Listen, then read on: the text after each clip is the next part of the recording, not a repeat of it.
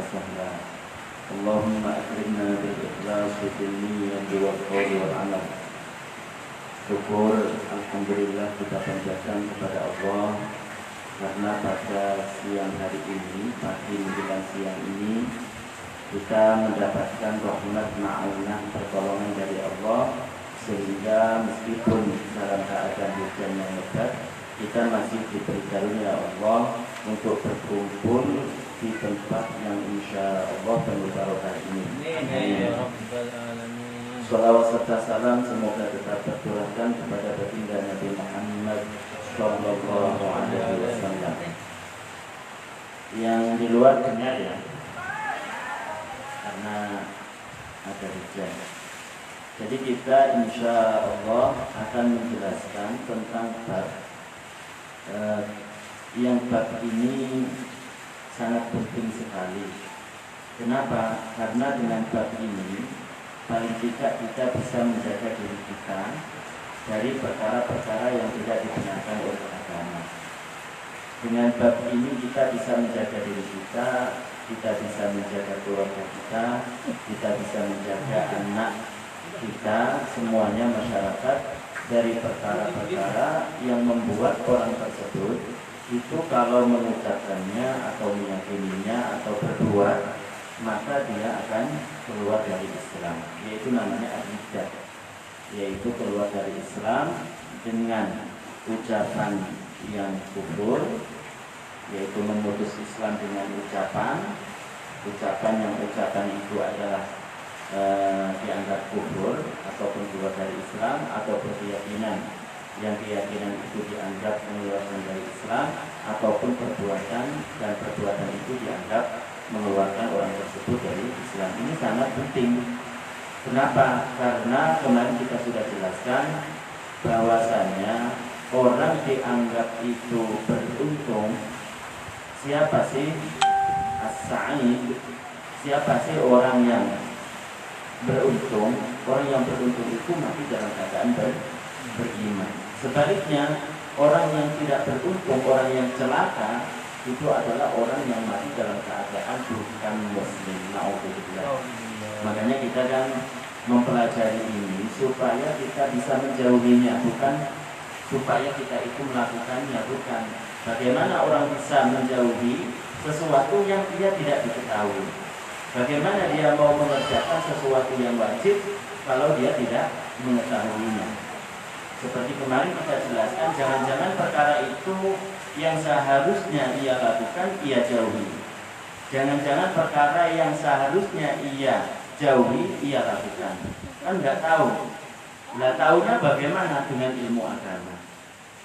Dengan ilmu agama, salah satu yang ditekankan oleh salah satu muassis ataupun pendiri Nahdlatul Ulama, yaitu Mbah Hasyim Asy'ari, kalau pernah mendengar, bahwasanya seyogianya bagi seseorang muslim itu untuk mempelajari ilmu yang wajib ain, wajib yang secara individu kita harus melakukannya.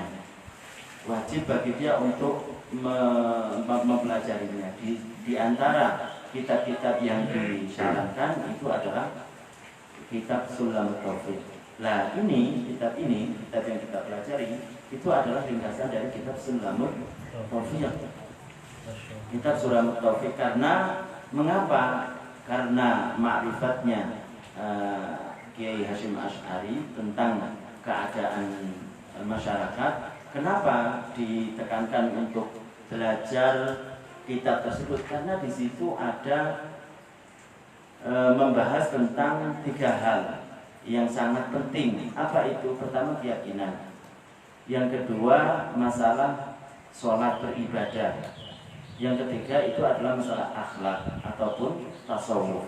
Orang yang mengerti, paham dengan sepaham-pahamnya, paham yang sesuai dengan arahan baginda Nabi, maka itu mencukupi bagi dia untuk mempelajari ilmu yang wajib ain.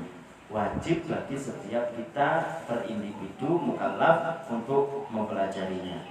Jadi kita kemarin sudah menjelaskan tentang masalah bahwasanya ketika ada seseorang yang seseorang itu mengucapkan kata-kata yang kufur.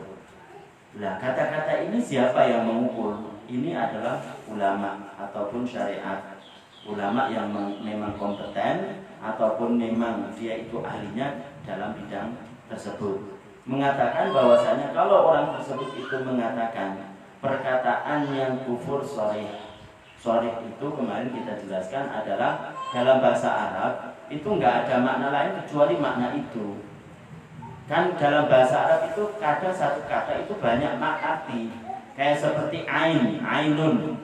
Ainun itu bisa berarti mata air. Iya kan? Ainun bisa berarti mata. Ada seperti itu. Ainun bisa menjadi sumber dari segala sesuatu. Itu bisa dalam bahasa Arab. Lah, ada kata-kata yang kata-kata itu memang enggak memuat banyak arti, satu saja di sini memuat satu arti, dan itu menurut ulama tidak ada lain kecuali artinya adalah menyebutkan Allah Subhanahu wa ta'ala. Maka nanti orang tersebut kalau dia ucapkan kemarin, maka orang tersebut keluar dari Islam. Meskipun kemarin itu pertama dia tidak tahu hukumnya. Satu, hukumnya perkataan tersebut itu mengeluarkan Islam atau tidak. Yang kedua, meskipun dia tidak meyakini kata-kata yang ia ucapkan, meskipun tidak diyakini, sekedar dilafazkan saja, maka juga begitu. Yang ketiga, tidak disyaratkan harus lapang dada. Ketika mengucapkan itu lapang dada atau tidak, kok satu paham tentang apa yang diucapkan tersebut, yang kedua disengaja, ingat ini kaidahnya, maka nanti dia bisa keluar Islam. Tapi kalau nggak paham, pemahamannya adalah pemahaman yang benar, ketika mengucapkan perkara tersebut seperti umpamanya tidak ada yang ada ini kecuali Allah. Ya, kalau bahasa Arabnya itu kan la maujuda illallah, kan begitu. Jadi itu kalau dalam bahasa Arab, kalau kita kembali ke konteks bahasa Arab, tidak ada lain kecuali itu menganggap bahwasanya semuanya ini menganggap Allah. Yang ada ini, tidak ada yang ada ini kecuali Allah. Tembok Allah, terus pohon Allah, kemudian langit menganggap Allah. Itu kata-katanya dalam bahasa Arab itu artinya begitu. Tapi orang pemahamannya apa? Pemahamannya bahwasanya yang menguasai ini adalah Allah. Maka orang tersebut tidak keluar dari Islam. Kenapa? Karena kefahamannya itu benar. Paham nggak? Karena kefahamannya itu adalah benar. Jadi kata-kata yang sholih, yang jelas menurut bahasa Arab, tidak ada makna lain kecuali makna menyekutukan Allah, maka nanti dilihat kefahamannya. Beda kalau umpamanya ada kata-kata yang kata-katanya tersebut itu dalam bahasa Arab mempunyai arti banyak. Salah satunya itu ada yang menyekutukan Allah, maka yang dilihat apanya? Yang dilihat orang ini berarti sudah paham artinya, karena artinya udah banyak dia mengetahui. Maka yang dimaksud, yang dilontarkan tersebut, kata-kata yang secara bahasa Arab mempunyai arti banyak, maka dilihat yang dituju. Dilihat yang dituju, berarti orang ini udah tahu maknanya dalam bahasa Arab beragam. Tapi orang yang mengucapkan seperti ini, nanti yang dituju mana? Yang dituju tersebut itu yang bisa mengeluarkan dari Islam atau tidak. Seperti umpamanya mengatakan Allah Subhanahu wa ta'ala ainullah. Lah ainullah itu kalau dikatakan, diartikan bahwasanya itu adalah mata yang seperti kita, anggota badan, bisa keluar dari Islam. Tapi kalau yang diartikan itu adalah kekuasaan Allah umpamanya, atau penjagaan Allah Subhanahu wa ta'ala, seperti ketika cerita Nabi Nuh alaihissalam yang safinahnya atau perahunya itu dijaga oleh Allah Subhanahu wa taala supaya tidak terombang-ambing tumpah. Makanya dalam Al-Qur'an tajri bi a'yunina. Tajri bi a'yunina. Jadi safinah atau perahu tersebut itu berjalan dengan penjagaan Allah. Bi a'yun. A'yun itu kan jamak bentuk plural dari ain. Maka kalau yang dimaksud itu adalah itu yang enggak, memang artinya dalam bahasa Arab seperti itu. Apalagi ketika kita mengucapkan bahasa Indonesia. Bahasa Indonesia pertama sudah enggak ada rujukan yang baku. Yang kedua itu juga kemungkinan apa yang dilontarkan itu dalam bahasa Indonesia itu juga banyak arti, kemungkinan ini artinya ini. Maka kata ulama, la tatasarraf, jangan terburu-buru kita mengatakan itu salah. Tapi kalau semuanya sepakat bahwasanya itu adalah salah, tidak ada makna lain kecuali itu, maka kita ingatkan ini tidak boleh dalam syariat, tidak boleh diucapkan, harus dijauhi. Paham ya? Itu kemarin kita jelaskan bahwasanya ketika orang tersebut itu mengatakan kata-kata yang mengeluarkan dia keluar dari Islam dan sorry, maka nanti dia dihukumi keluar dari Islam meskipun tidak tahu hukumnya. Yang kedua, tidak meyakini apa yang ia ucapkan, tidak harus begitu. Yang ketiga, dia tidak disyaratkan harus dalam keadaan lapang dada. Jadi kemarin kita jelaskan seperti itu. Kemudian kemarin juga perlu kita jelaskan lagi, karena ada orang yang mengatakan bahwasanya ketika ada orang yang mengucapkan kata-kata yang sharih, kata-kata yang jelas, kata-kata yang tidak mungkin memuat arti lain kecuali arti itu adalah menyekutukan Allah, kata orang ini katanya, ya belum tentu keluar dari Islam. Kenapa harus ditanya hatinya? Rela nggak terhadap apa yang ia ucapkan seperti itu? Ada yang mengatakan seperti itu, berdalilkan ayat Al-Quran. Ayat Al-Quran itu berbunyi, man kafara billahi min ba'di imanihi illa man ukriha wa qalbuhu mutmainnum bil iman. Jadi katanya wa qalbuhu, hati orang yang mengucapkan itu mutmainnun, masih dalam keadaan tidak rela terhadap ia mengucapkan seperti itu, masih keadaan Islam, masih dia itu mengakui keislaman.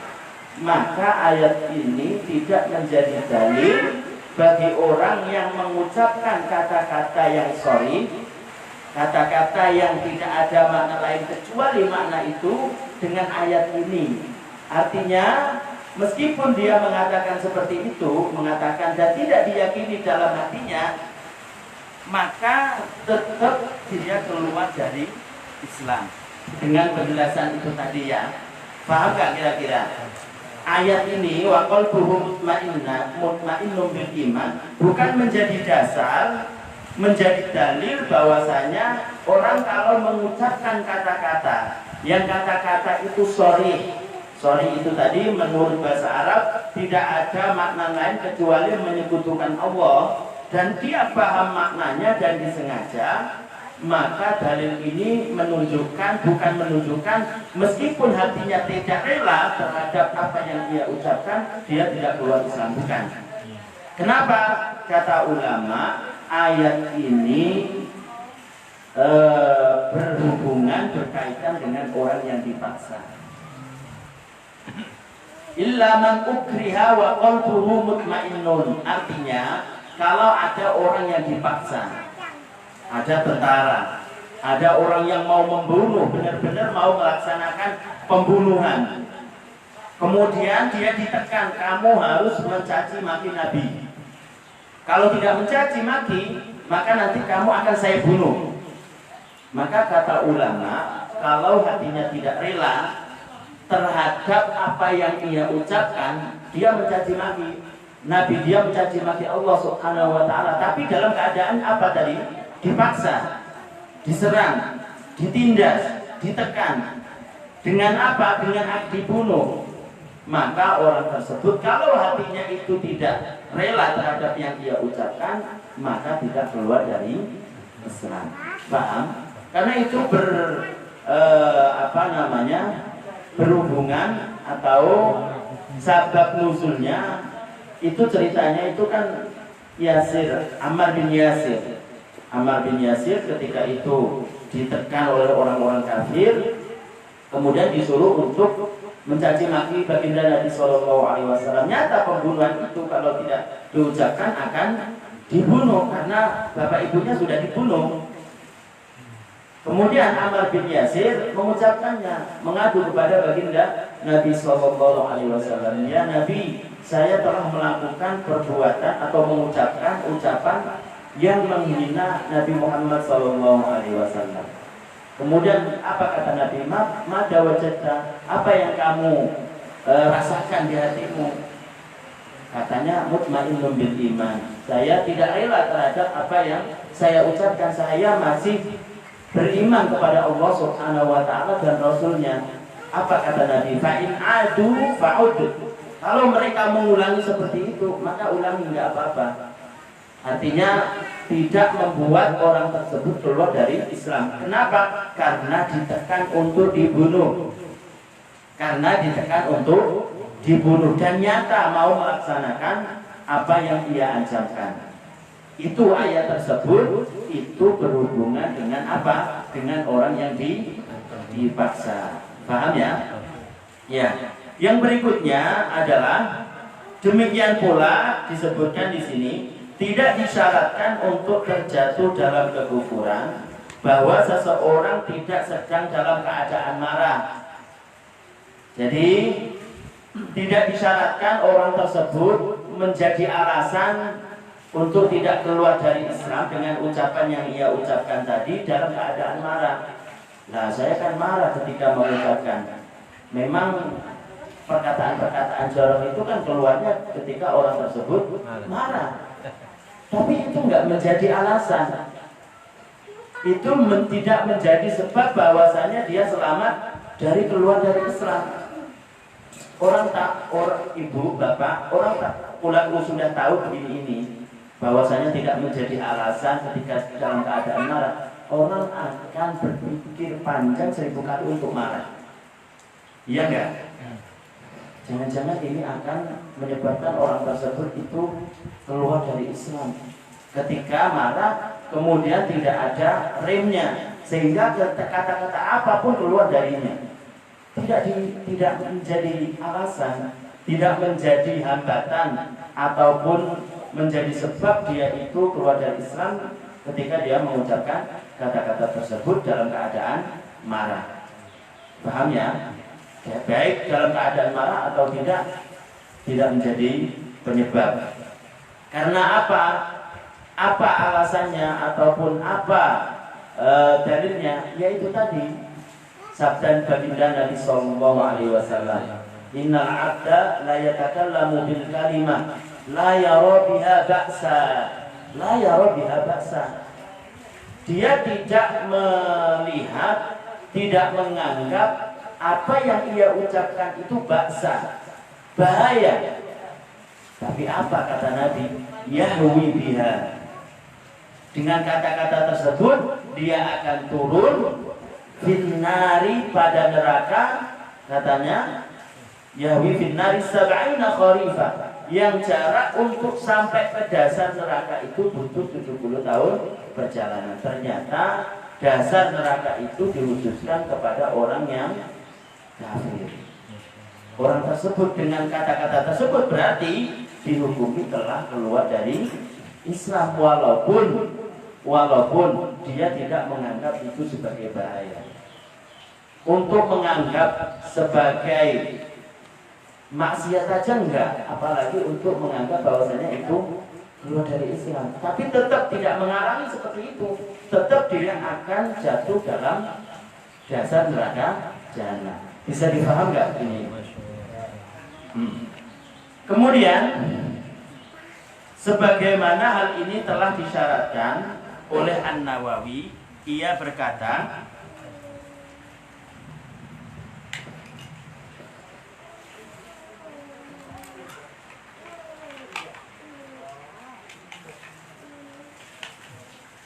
Sebagaimana hal ini telah diisyaratkan oleh An-Nawawi, ia berkata, bila seseorang marah katanya kepada anak atau budaknya, lalu ia memukulnya dengan pukulan yang keras, kemudian orang lain berkata kepadanya, bagaimana engkau memukul anak atau budakmu dengan pukulan menyakitkan yang diharamkan?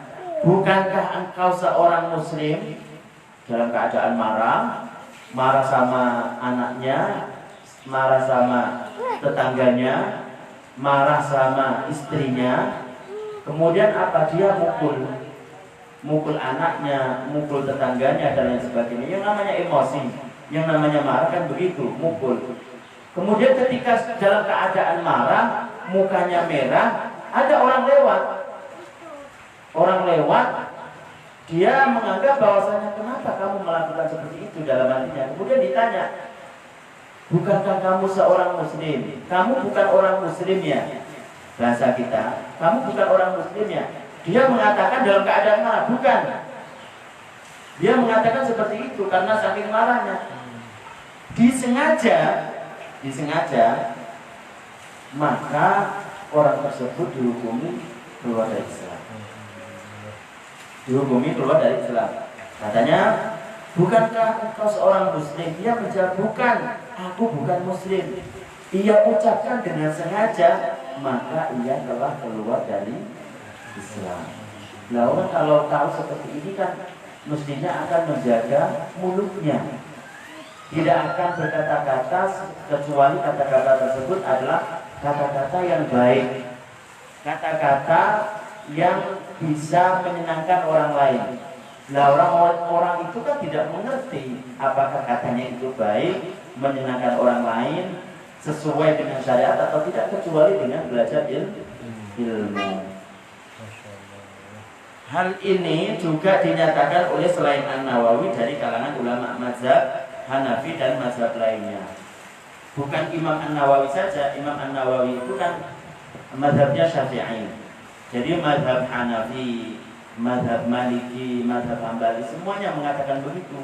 Jadi kalau orang tersebut dalam keadaan marah, kemudian mengeluarkan kata-kata yang kata-kata itu seperti ini tadi, jadi dalam ilmu bahasa itu menunjukkan dia tidak ada lain kecuali dia itu menyebutkan Allah atau keluar dari Islam. Maka kalau dia sengaja, maka dia keluar dari Islam meskipun dalam keadaan marah. Kira-kira paham? Jadi manfaatnya apa? Supaya kita pulang ada hasilnya. Jangan mudah marah. Bukankah Nabi SAW itu pernah diminta wasiat oleh para sahabatnya, ya Nabi Allah, berikanlah nasihat wasiat kepada kita. Kata Nabi, la takut, jangan marah, jangan mudah marah. Kan begitu. Kenapa? Ini akibatnya. Akibatnya ini, paling tidak dia akan menyakiti orang lain dengan kata-katanya. Jangan mudah marah. Kemudian yang berikutnya kita akan jelaskan, riddah atau keluar dari Islam ada 3 macam, sebagaimana dibagi oleh An-Nawawi dan lainnya dari kalangan ulama mazhab Syafi'i. Jadi pembagian perkara yang menyebabkan orang tersebut keluar dari Islam itu bukan dari kalangan Syafi'iyah saja. Pembagian menjadi 3, yaitu ada dari ucapan, ada dari keyakinan, ada dari perbuatan. Itu bukan ulama mazhab Syafi'i saja. Semua mazhab sepakat seperti itu. Seperti di kalangan Al-Imam Hanafi, Zainal Abidin, kemudian Imam Maliki, Muhammad Al-Laish, dan masih banyak yang lainnya, mengatakan bahwasanya penyebab orang tersebut keluar dari Islam bukan perkataan, perbuatan dia ingin keluar dari Islam. Begitu saja bukan itu saja, bukan perkataan saja, tapi ada perbuatan dan ada keyakinan. Katanya di sini Yang pertama adalah keyakinan. Ada 3 macam. Kemudian yang pertama keyakinan. Keyakinan. Lah dalilnya apa? Bahwasanya ada keyakinan, yang keyakinan itu bisa mengeluarkan orang tersebut dari Islam. Ulama madzhab Syafi'i Hanafi mengatakan, Maliki dan Hambali, dalil bahwasanya ada sebagian keyakinan yang keyakinan itu mengeluarkan dari Islam. Contohnya, nanti kita contohkan. Dalilnya apa dalilnya? Allah Subhanahu wa taala berfirman, "Innamal mu'minuna alladzina amanu billahi wa rasulihi tsumma lam yartabu." Jadi orang-orang mukmin, orang mukmin itu yang beriman kepada Allah dan Rasulnya, kemudian tidak ada keraguan tentang bahwasanya hanyalah Allah satu-satunya zat yang berhak disembah, Nabi Muhammad itu adalah utusan Allah. Kalau ragu, berarti dia bukan mukmin. Kalau ragu tentang adanya Allah, ragu tentang Nabi Muhammad itu adalah utusan, berarti bukan mukmin. Lah, ragu itu tempatnya di mana? Kan di hati, bukan di ucapan. Itu menjadi dalil bahwasanya ada sebagian keyakinan yang keyakinan itu bisa mengeluarkan orang dari Islam. Seperti apa? Ini dicontohkan ragu tentang adanya Allah dan Rasulnya. Paham ya? Kemudian yang berikutnya, yang termasuk penyebab orang tersebut keluar dari Islam ada dari perbuatan.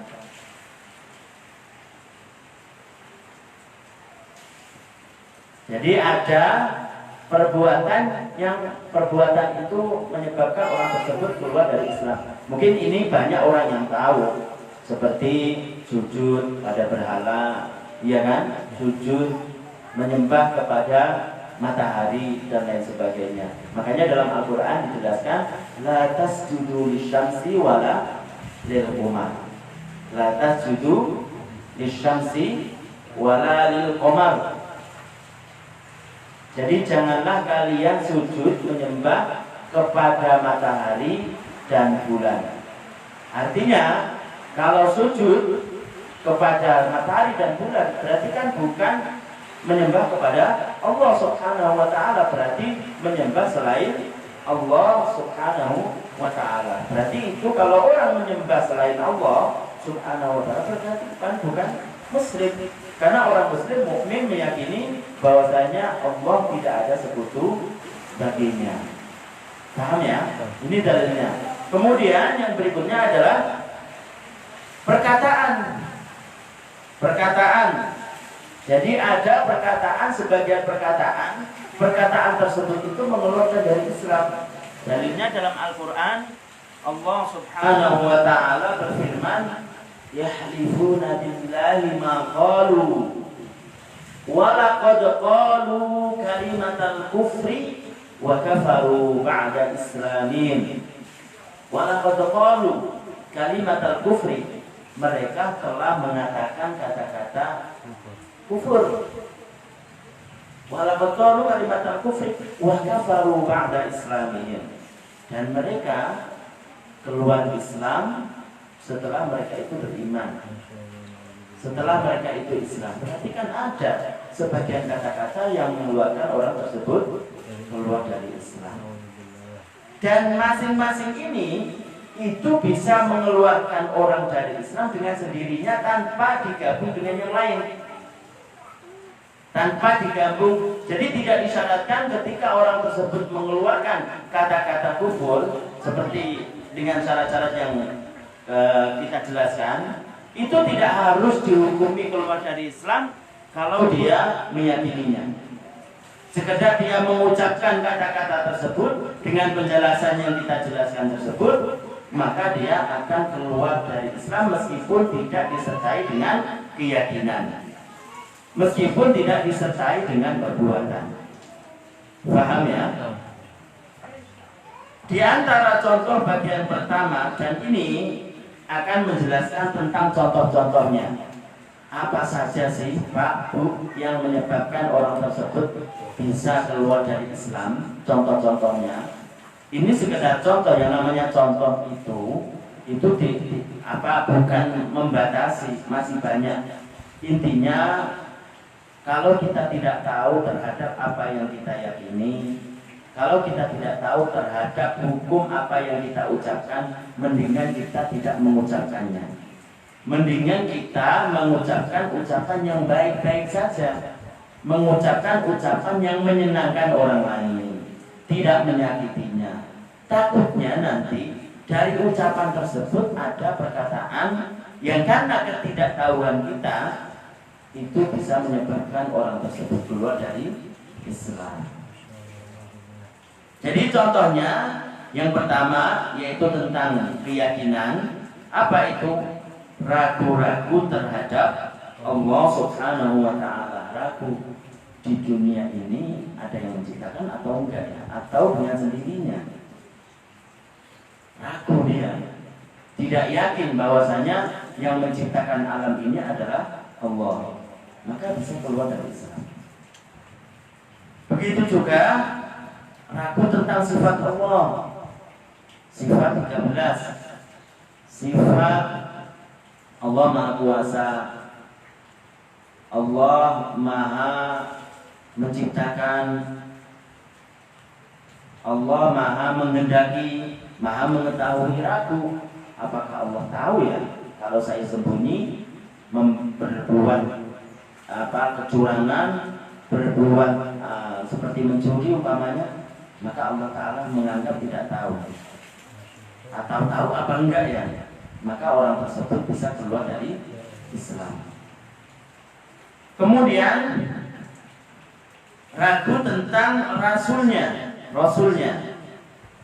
Ragu akan adanya Allah tadi, ragu tentang Nabi Muhammad SAW itu sebagai utusan atau tidak. Apa yang disampaikan oleh Nabi benar atau tidak? Al-Quran itu turun kepada Nabi atau tidak umpamanya. Kalau ragu tentang Rasulnya, maksudnya adalah ragu tentang kejujuran Nabi, ragu akan kenabian dan kerasulan Muhammad, seperti orang yang meragukan apa Muhammad seorang Rasul atau bukan. Itu apa ada orang seperti itu? Banyak. Atau ragu bahwasanya Nabi Muhammad itu adalah Nabi terakhir kali umpamanya, maka bisa orang tersebut keluar dari Islam. Kemudian juga ragu tentang Al-Quran. Ragu tentang Al-Quran yaitu apakah ia merupakan wahyu dari Allah atau buatan Nabi Muhammad, Makanya kemarin itu supaya menutup kemungkinan orang musyrik menuduh bahwasanya Al-Quran itu buatan Nabi, salah satu keunggulan mukjizat Nabi itu Nabi Muhammad itu adalah ummi. Kemarin kan, supaya orang tidak menyangka bahwasanya ini buatan Muhammad, ini buatan Abu Bakar umpamanya. Supaya seperti itu, salah satu keistimewaannya kenapa Nabi Muhammad SAW ummi itu untuk meniadakan tuduhan orang bahwasanya ini buatan manusia, ini buatan malaikat. Makanya kita jangan ragu bahwasanya Nabi Muhammad itu adalah orang yang tidak membaca tulisan dan tidak menulis. Dan itu bukan bukan cacat, bukan penurunan derajat, itu bahkan mukjizat baginda Nabi SAW. Itu menunjukkan bahwasanya ini bukan buatan manusia,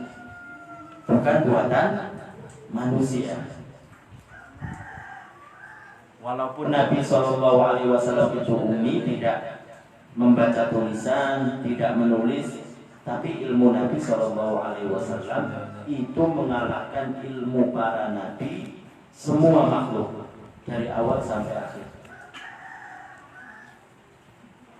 Bahkan kalau dalam surat Al-Baqarah itu dijelaskan mereka itu tidak akan bisa menandingi Al-Quran walaupun satu ayat.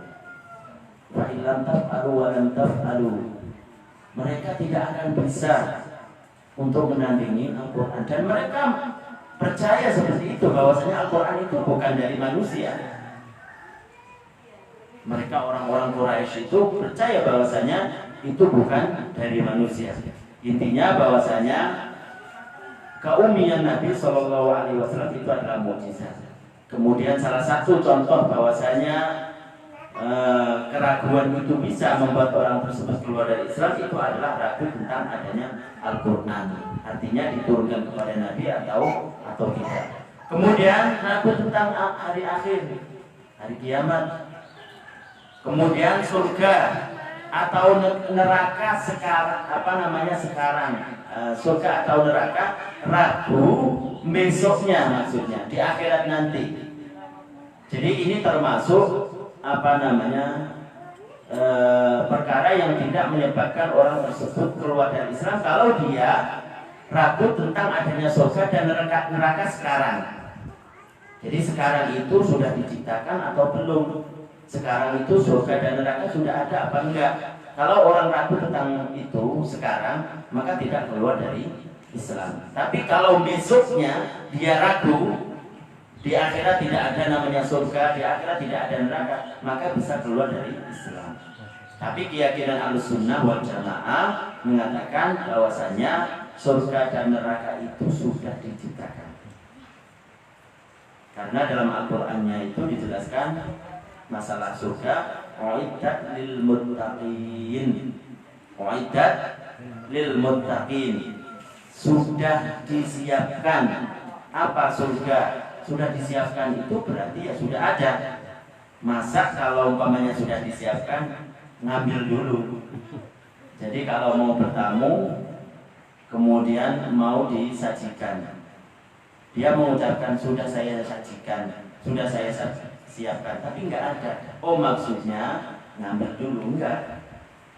Jadi yang namanya sudah disiapkan itu berarti sudah ada, sudah diciptakan. Itu tentang surga. Kalau tentang neraka, uiddat lil kafirin, disiapkan untuk orang-orang kafir, yaitu neraka. Jadi keyakinan kita, keyakinan Ahlussunnah wal Jamaah, surga dan neraka itu sudah ada. Kemudian pahala atau siksa. Ragu akan adanya pahala dan siksa di akhirat.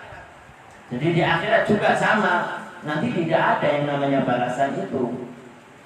Balasan terhadap perbuatan baik ataupun perbuatan jelek, nggak ada. Ragu tentang seperti itu, apakah ada atau tidak, maka orang tersebut bisa keluar dari Islam.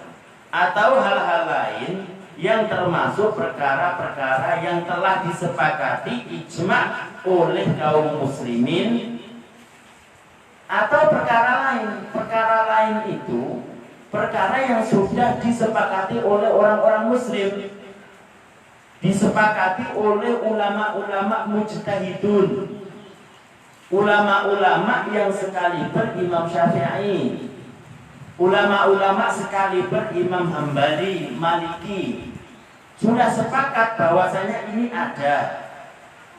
Sepakat ini tidak ada, kok menafikannya dari apa yang telah ditetapkan, atau dia menetapkan perkara yang tidak ditiadakan oleh ulama. Siapa ulama di sini? Apakah orang yang di kampung atau orang enggak? Ulama di sini maksudnya adalah orang yang berhak untuk ijtihad, orang yang berhak untuk ijma'. Sudah disepakati bahwasanya ini adalah tidak wajib. Sudah disepakati ini adalah wajib. Kok bertentangan? Tahu ia bahwasanya itu adalah kesepakatan para ulama, maka bisa keluar dari Islam. Jadi sepakatan di sini itu bukan kesepakatan kayak saya umpamanya berkumpul, ayo sepakat yuk kita musyawarah mengatakan oh ini haram, oh ini halal. Bukan begitu. Kesepakatan itu bagaimana Pak? Kalau tahu terjadinya ya, kesepakatan itu Ilmu mereka itu memungkinkan untuk mengkaji hukum-hukum dalam Al-Quran dan hadis. Otomatis berarti harus hafal ayat-ayat tentang hukum dalam Al-Quran. Otomatis harus hafal tentang hadis-hadis Nabi tentang hukum, supaya ketika menghukumi tidak berbenturan dengan hadis Nabi yang lain, atau tidak berbenturan dengan ayat-ayat yang lain. Kalau sekarang kan enggak, ngambil hukum kemudian mengatakan contohnya halal umpamanya, karena sistemnya musyawarah, karena terbatasnya pengetahuan manusia sekarang ini, akhirnya mengatakan ini halal. Setelah beberapa tahun kemudian baru ketemu dalilnya bahwasanya itu tidak haram. Itu bukan seperti itu cara membuat hukum. Cara membuat hukum itu bukan begitu. Cara membuat hukum itu mereka itu sudah cerdas, di atas rata-rata. Imam Syafi'i Pak, ceritanya ketika dia itu membaca apa gitu, yang satunya itu ditutup. Supaya apa? Supaya tidak kena ke hafal. Karena sekali baca langsung hafal. Ada yang seperti itu sekarang.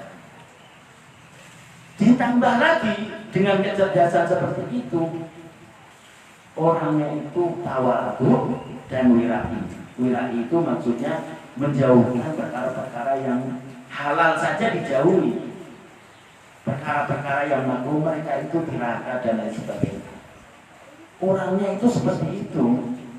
Ditambah lagi sudah cerdas begitu, kemudian ditambah lagi tawadhu, rendah dirinya Masya Allah, kemudian ditambah lagi dia itu tidak mau perkara-perkara yang untuk yang halal saja mereka agak menjauhi, apalagi yang haram, apalagi yang makruh.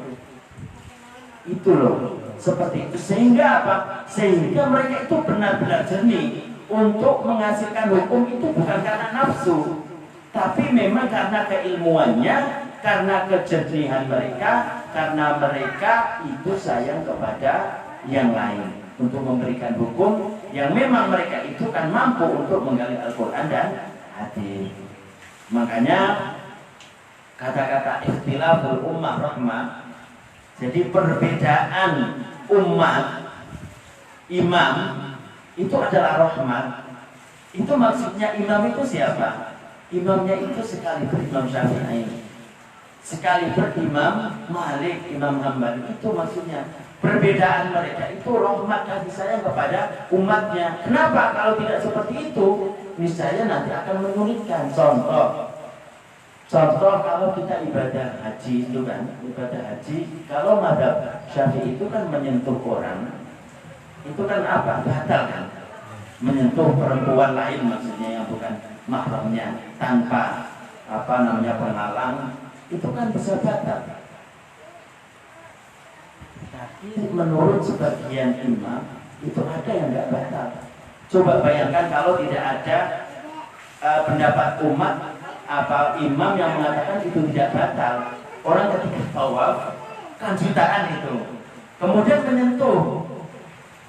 menyentuh tidak sengaja, menyentuh sengaja atau tidak dalam mazhab Syafi'i, kalau tidak ada halangan tetap tetap batal, cuma tidak haram.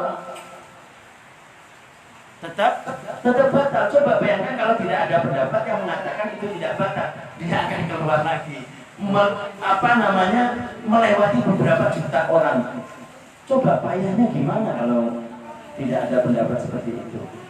Makanya ikhtilaful ummah rahmah. Jadi perbedaan imam itu siapa yang dimaksud? Imam Syafi'i Maliki yang mampu dengan keilmuannya untuk menggali hukum dari Al-Quran dan hadis. Itu rahmat, itu kasih sayang kepada kita. Bisa dipaham nggak? Seperti itu. Begitu juga ini.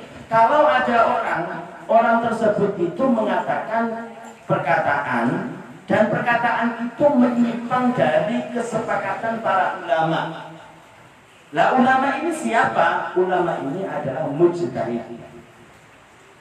Maka sudah tahu bahwasanya itu adalah kesepakatan para ulama. Tidak kalau nggak tahu, maka orang tersebut itu bisa keluar dari Islam. Paham ya? Meyakini bahwa alam itu qadim, tidak bermula. atau azali dengan jenis dan materinya. Begitu juga contoh-contoh kufur keyakinan meyakini bahwasanya alam itu qadim. Qadim itu artinya tidak ada pendahuluan, tidak didahului dengan ketiadaan. Alam itu apa sih? Alam itu hadis namanya. Hadis itu adalah makhluk. Makhluk itu siapa? Kullu ma siwallah. Kullu ma siwallah. Semua selain Allah itu alam. Jadi jangan dianggap alam itu cuma dunia ini saja. Dianggap bahwasanya alam itu adalah matahari itu saja. Dianggap bahwasanya alam itu adalah langit, bumi itu saja, bukan. Semua selain Allah itu namanya alam. Semua selain Allah mesti didahului dengan ketiadaan. Langit ada permulaan, cahaya ada permulaan. Itu kan makhluk juga. Surga ada permulaan, neraka ada permulaan, malaikat ada permulaan, udara ada permulaan, siang ada permulaan, malam ada permulaan. Semua selain Allah itu ada permulaan. Itu arti hadis baru. Kenapa dinamakan baru? Karena sebelumnya tidak ada. Meskipun itu sudah lama, 1000-2000. Dalam bab tauhid itu namanya baru. Bahasa Arabnya itu hadis. Makanya Allah Subhanahu wa taala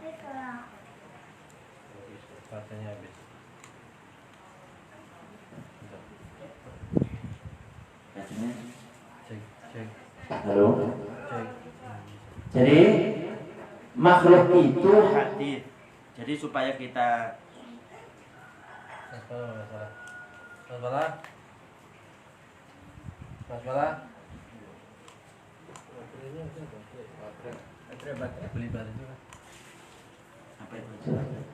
halo.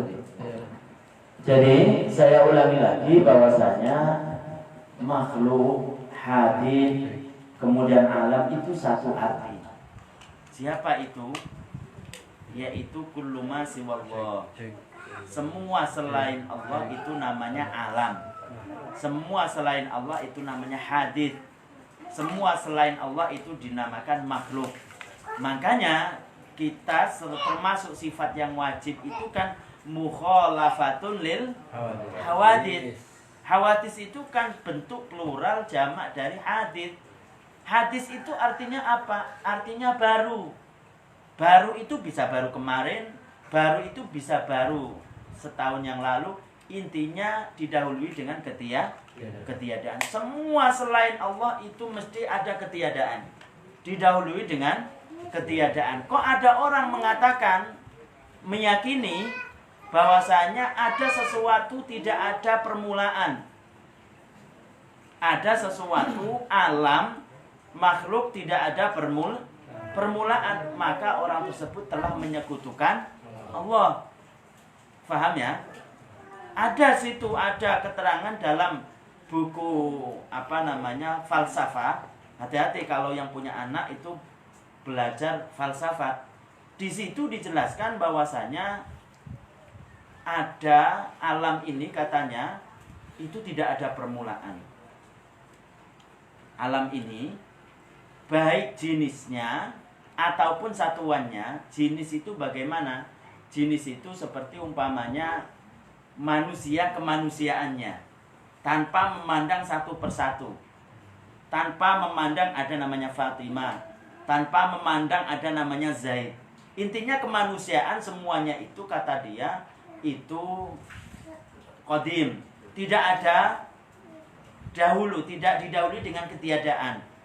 Tidak didahului dengan ketiadaan. Atau afrod. Afrod itu satuannya.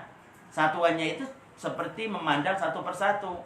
Kayak seperti kemanusiaannya itu ada namanya Zaid. Zaid nyatanya sebelumnya nggak ada. Sebelum dia umur 30 tahun. Sebelum 30 tahun tidak ada. Berarti kan tidak didahului dengan ketiadaan. Memandang satu persatunya. Ada yang mengatakan bahwasanya itu tetap namanya tidak didahului dengan ketiadaan. Katanya ada yang mengatakan begitu. Baik secara komponen kesemuanya, jenis itu namanya tanpa memandang satu persatu, atau dengan memandang satu persatu dari per individu. Kata mereka, sebagian orang filsafat mengatakan itu tidak ada pendahuluannya. Kalau yang saya umpamanya manusia melihat satu persatu, contohnya umpamanya saya, sebelum saya kan ada bapak saya, sebelum bapak saya ada kakek, sampai terus menerus, kata mereka tidak ada batasnya. Lah, keyakinan seperti ini tidak ada batasnya, tidak didahului dengan ketiadaan, itu namanya menganggap bahwasanya alam itu qadim, menganggap alam itu tidak didahului dengan ketiadaan. Berarti itu menyamakan Allah.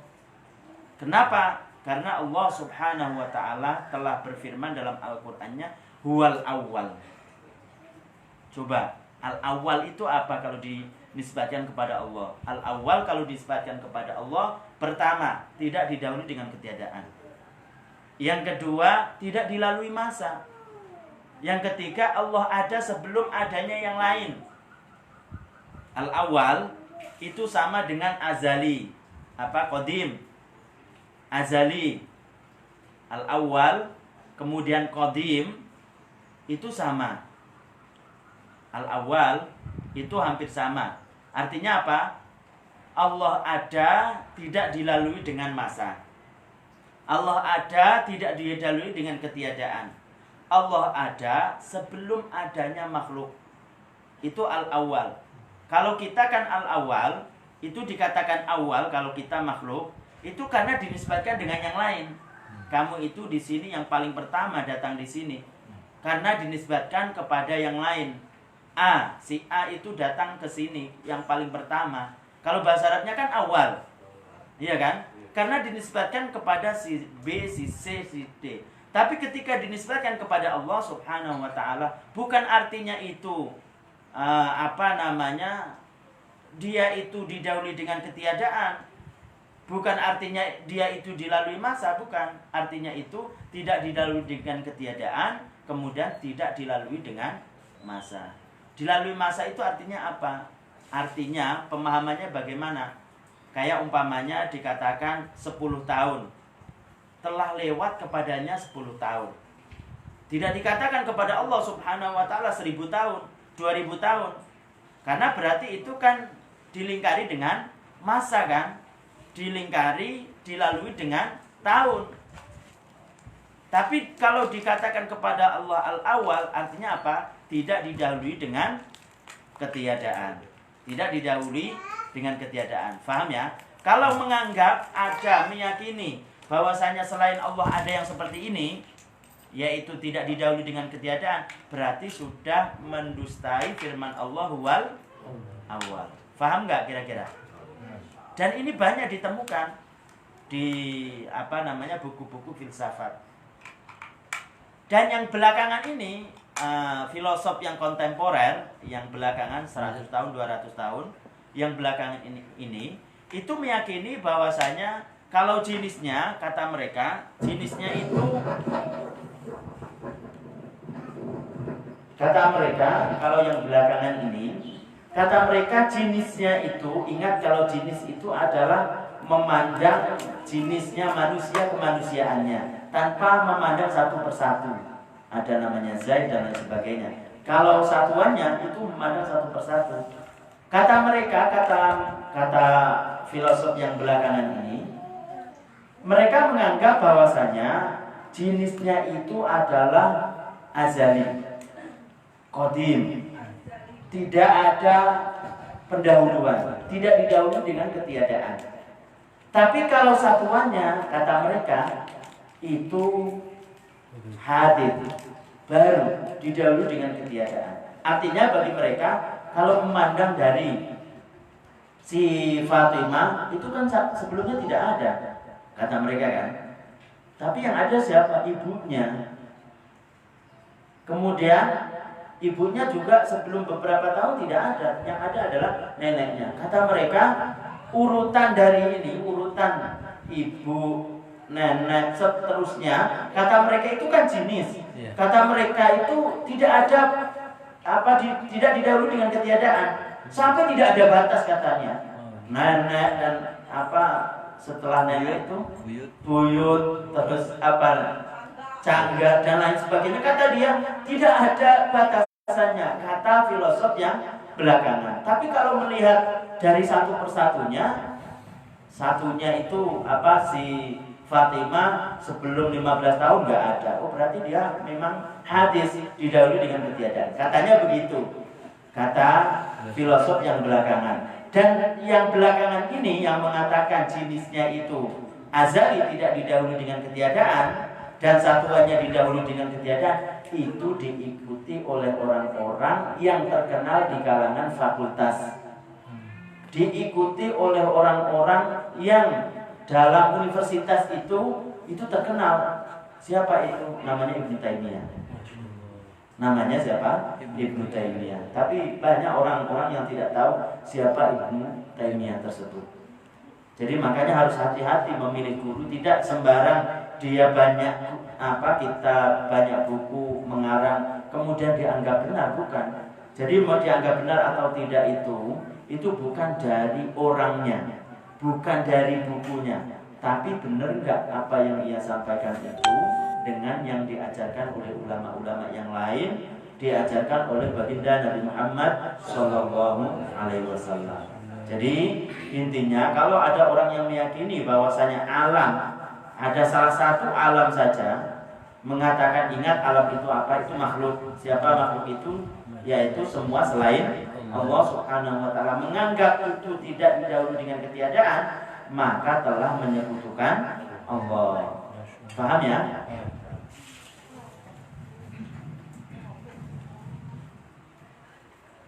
Jadi tadi atau meyakini alam itu qadim dengan jenisnya saja tadi. Menafikan itu tadi sudah kita jelaskan. Contohnya lagi menafikan salah satu di antara sifat-sifat Allah yang wajib baginya dengan ijma, konsensus para ulama. Kemarin kita sudah jelaskan adalah sifat wajib yang disepakati oleh para ulama yang harus kita ketahui itu ada berapa? Ada 13. Atau bahasa kita itu kan 20. Nah, bahasa kita itu 20. 20 itu apa sih perbedaannya 20 dengan 13? Lah itu kan ada pada sifat maknawi, ma'ani atau maknawiyah. Jadi maknawiyah itu seperti qauluhu qadiran. Allah itu zat yang berkuasa. Zat yang berkuasa. Kalau ma'aninya itu kan qudrah. Iya kan? Ma'aninya itu adalah qudrah. Para ulama ketika Allah Subhanahu Wa Taala disifati dengan sifat qudrah, ya berarti Allah maksudnya yang qudrah, kuasa. Allah itu kuasa. Jadi bukan berarti Allah Subhanahu Wa Taala sifatnya qudrah tapi dia tidak berkuasa. Bukan. Makanya kita katakan Allah qadirun muttasifun bi sifatil qudrah. Allah itu maha kuasa, sifatnya adalah sifat kuasa. Supaya apa? Itu pertama, secara dengan kita mengatakan Allah Ta'ala mempunyai sifat kuasa, berarti Allah Ta'ala itu kuasa. Itu alasannya kenapa kita mengetahui 13. Jadi yang ini yang diunggulkan oleh para ulama. Lah ternyata orang yang mengatakan dari kalangan Asy'ari yang mengatakan Allah Subhanahu Wa Taala kuasa, disifati dengan sifat kuasa, itu ternyata untuk membantah orang Mu'tazilah. Orang Mu'tazilah mengatakan kan begini, Allah Subhanahu Wa Taala kuasa tapi tidak disifati dengan sifat kuasa. Kuasa tidak disifati. Gila nggak kita? Gila. Kata saya jangan mengikuti orang Mu'tazilah yang gila. Kayak seperti tentang masalah jenis tadi. Jenis ini agak agak dijelaskan sedikit demi sedikit lah tentang masalah filsafat. Kayak tadi kan kok ada yang mengatakan bahwasanya jenisnya itu azali, kemudian afrodnya, satuannya itu adalah hadis. Ya kayak begini ya, kayak seperti satuan daripada tubuh itu kan tangan, kemudian kepala, kemudian kaki dan lain sebagainya. Keseluruhannya itu namanya jenis. Ada yang mengatakan keseluruhannya itu adalah azali, tidak ada permulaan, tapi kalau tangannya hadis. Masuk akal enggak? Mengatakan bahwasanya kesemuanya tubuh itu tidak ada permulaan, tapi kalau tangannya kemudian kakinya ada permulaan. Gila tuh. Kan itu nggak masuk akal. Begitu juga yang ini sifat, tentang sifat tadi kata orang Mu'tazilah Allah Subhanahu wa taala itu berkuasa dengan ilmunya. Kata mereka begitu. Allah menciptakan dengan ilmunya. Kembali mereka itu kepada ilmu. Kata mereka, intinya menafikan sifat-sifat Allah Subhanahu wa taala. Kenapa?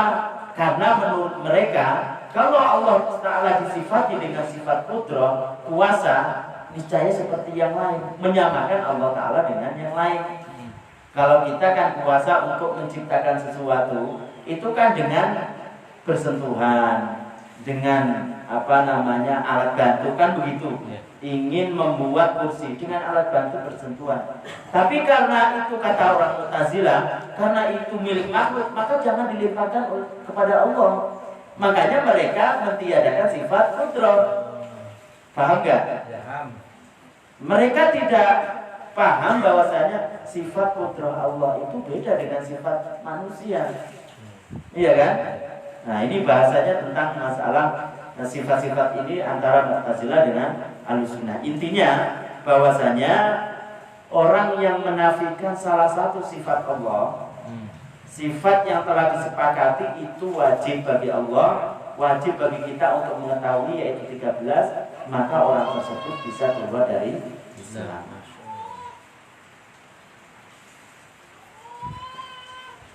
Seperti bahwa Allah Maha mengetahui, seperti Maha mengetahui, al-ilm, meyakini bahwasanya Allah itu tidak mengetahui, atau mengatakan bahwasanya makhluk ada yang mengetahui seperti halnya mengetahui Allah, seperti halnya Allah Ta'ala mengetahui, menyamakan, atau seperti itu. Kemudian menisbatkan sesuatu yang Allah Maha Suci darinya, mustahil bagi Allah dengan ijma' seperti jisim.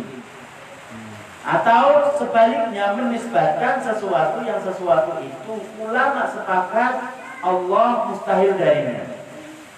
Seperti apa? Berarah. Seperti apa? Bertempat. Tidak ada orang yang mengatakan dari kata kalangan ulama, sekali lagi ulama itu sekaliber mujtahid, mengatakan bahwasanya Allah Ta'ala itu bertempat, gak ada. Ulama sepakat bahwasanya Allah ada tanpa butuh tempat, Allah ada tanpa butuh masa, Allah ada tanpa membutuhkan sifat-sifat makhluknya, tanpa membutuhkan kepada bantuan makhluknya. Dan itu tertera dalam sifat 13. Paham ya? Nah, dengan kita paham tentang sifat 13 itu kan aslinya kita bisa membentengi kita, membentengi negara kita, membentengi agama kita dari ajaran-ajaran yang tidak jelas. Paham ya? Nah, mungkin itu saja untuk pertemuan kali ini. Kurang lebihnya mohon maaf. Saya akhiri. Assalamualaikum warahmatullahi wabarakatuh. Masya Allah, indah betul taman surga ya. Masya Allah. Ini kalau kita semua diberkah hijabnya oleh Allah Subhanahu Wa Taala, melihat keindahan yang luar biasa ini pelajaran hari ini ya. Mau silahkan seperti biasa. Sesi berikutnya adalah bertanya bagaimana seputar daripada apa yang telah guru kita sampaikan, ataupun seputar daripada pelajaran yang guru kita telah sampaikan tetapi baru timbul pertanyaannya setelah pulang. kemudian dicatat, kemudian akan diancam. Saya mau tanya, silakan ya. Ini sangat luar biasa nih ya. Kita di sini kita perlu hati-hati dalam berbicara, khususnya dalam keadaan marah ya. Ini tadi dikatakan, kalau dikatakan bahwa kesepakatan ulama atau khilaf di dalam ulama itu rahmat, itu bukan ulama sekarang. Ulama bukan ulama recehan ya. Momennya ada ulama pihak timur dengan ulama pihak barat Sumatera, itu khilaf beda-beda, itu rahmat, bukan itu maksudnya. Itu bencana, bukan rahmat ya. Yang dimaksud di sini tadi terang oleh guru kita, yang dimaksud adalah rahmat apabila ada ulama itu berbeda pendapat, yaitu ulama mujtahid. Seperti sekaliber tadi dikatakan Imam Syafi'i, Hanafi, Hambali, Maliki, bukan ulama sekarang ya. Sekarang justru malah yang ada harus membahasa apa yang telah diterangkan para ulama, bukan di berbeda. Ya, berbeda ulama sekarang itu bencana. Sekarang kita tahu kan di media massa. Ya, silakan untuk bertanya yang berkaitan tadi ya, apa yang telah disampaikan oleh guru kita ya. Monggo silakan.